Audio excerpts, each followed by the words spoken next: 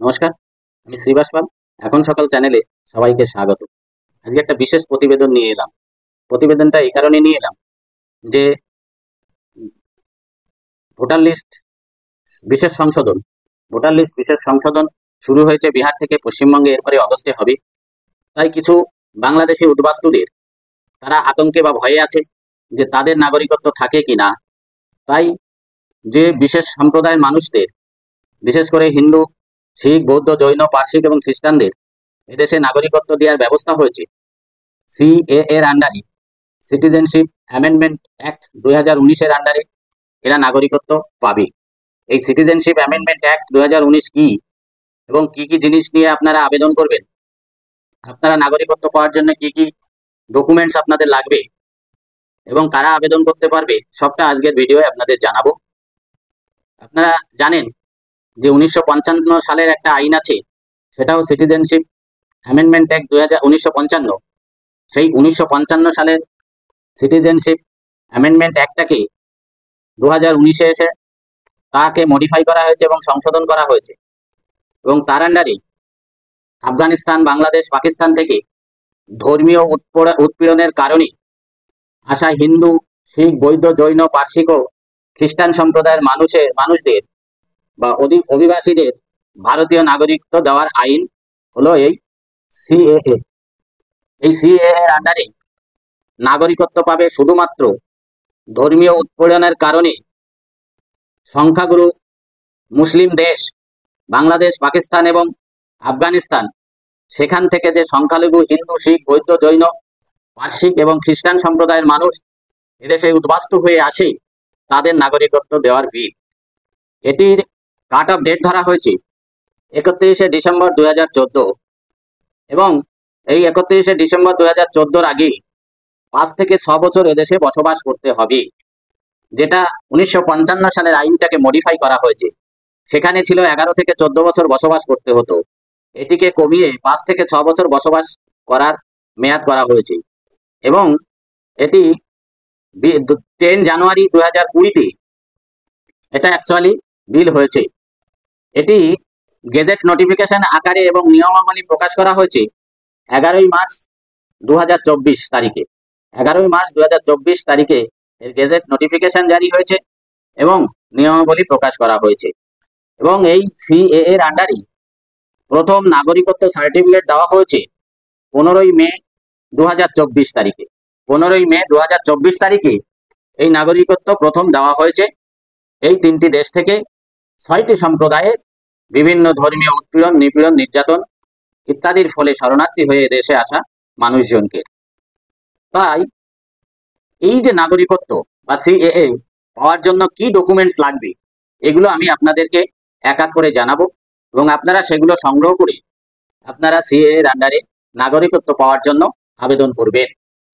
1 নম্বর, আপনার কিন্তু 31শে ডিসেম্বর 2014-র মধ্যে, মানে এর আগে, বাংলাদেশ, পাকিস্তান এবং আফগানিস্তান থেকে বৈধভাবে যে ভারতে প্রবেশ করেছেন হিন্দু, শিখ, বৌদ্ধ, জৈন, পার্সিক এবং খ্রিস্টান সম্প্রদায়ের লোকেরা এই সিএএ এর আন্ডারে নাগরিকত্ব পাওয়ার জন্য আবেদন করার যোগ্য। তাহলে এই যোগ্যতা অর্জন করতে গেলে আপনাকে কি দেখাতে হবে? আমি বিশেষ করি বাংলাদেশকে নিয়ে এই ভিডিওটা বেশিরভাগটা করব, তার কারণ বাংলাদেশ হলো আমাদের প্রতিবেশী দেশ, পশ্চিমবঙ্গের প্রতিবেশী দেশ এবং ওদের ভাষাও বাংলা। তাই কি হবে, বাংলাদেশ থেকে আপনি যে এসেছেন তার বৈধ পাসপোর্ট যদি থাকে, 2014 সালের আগে আপনি এসেছেন, তার বৈধ পাসপোর্ট আছে, সেটা দেখাতে পারলে হবে। এছাড়া বাংলাদেশের নাগরিক ছিলেন আপনি, ভোটার কার্ড আছে, দেখালেন, থাকলে সেটা দিলে হবে, যে কোনো একটা দিতে হবে। বাংলাদেশে আপনি 2014 সালের আগে পাস করেছেন, মাধ্যমিক, উচ্চ মাধ্যমিক বা গ্রাজুয়েশন, এমএ, বিএ যা পাস করেছেন তার সার্টিফিকেট দেখালে হবে। বাংলাদেশে আপনি বাস করতেন, সেই জমি জমার দলিল দেখালে হবে, অথবা আপনি ও দেশের ছিলেন, তার নাগরিকত্ব কার্ড যদি আপনার কাছে থাকে সেটা দেখালেও আপনার হবে।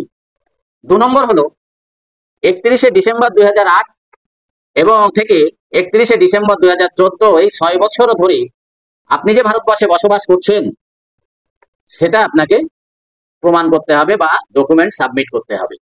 কি সেটা? যে আপনি বাংলাদেশ থেকে বৈধ পাসপোর্ট নিয়ে এদেশে প্রবেশ করেছেন এবং সেই পাসপোর্টের মেয়াদ উত্তীর্ণ হয়ে গেছে, তাহলে আপনাকে সেটা দেখাতে হবে। অথবা আপনি এখানে আছেন, তার একটা পরিচয়পত্র, যেমন ধরেন এখানে আপনি আধার কার্ড করেছেন, প্যান কার্ড করেছেন, অথবা অন্যান্য অনেক ডকুমেন্টস আপনি তৈরি করেছেন, জমি জমা কিনেছেন, বা আপনি যে ভাড়া থাকেন 2014 সালের আগে থেকে ভাড়া আছেন, সেই ভাড়ার রসিদ বা রেকর্ড, এইগুলো আপনাকে দেখাতে হবে। 3 নম্বর পয়েন্টটা হলো আবেদনকারী অবশ্যই ভারতীয় সংবিধানের 8ম তফসিলে তালিকাভুক্ত ভাষাগুলির মধ্যে একটিতে কথা বলার দক্ষতা থাকতে হবে। তাহলে 8ম তফসিলে কি কি ভাষা আছে? অনেক ভাষা আছে, তার মধ্যে হিন্দি আছে, বাংলা আছে, আর উর্দু আছে, আপনার গুজরাটি আছে, পাঞ্জাবি আছে, মারোয়াড়ি আছে। এরকম ভারতবর্ষের জাতিগোষ্ঠী যে ভাষাতে কথা বলে, সেই ভাষার যে কোনো একটিতে কথা বলার দক্ষতা থাকা দরকার হবে।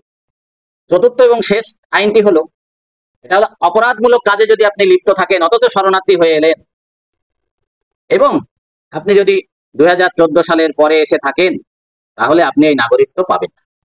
আপনি এই নাগরিকত্বের জন্য আবেদন করতে পারবেন না। আপনার যদি কোনো ক্রিমিনাল অ্যাক্টিভিটিস থেকে থাকে, এবং আপনি যদি সেই ক্রিমিনাল অ্যাক্টিভিটিস করে শরণার্থী হয়ে এলেন, তাহলে আপনি এই আইনে আবেদন করতে পারবেন না। কিন্তু এক্ষেত্রে আমার একটা প্রশ্ন, বিশেষ করে বাংলাদেশকে নিয়ে, এই যে 2014 সালকে কাট অফ ডেট হিসেবে বেছে নেওয়া হয়েছে, কেন? যেখানে সরকার নিজস্ব স্বীকারোক্তি আছে যে বাংলাদেশে বা পাকিস্তান, আফগানিস্তান দেশগুলিতে এখনো সংখ্যালঘুদের উপর নির্যাতন চলছে, এখনো চলছে।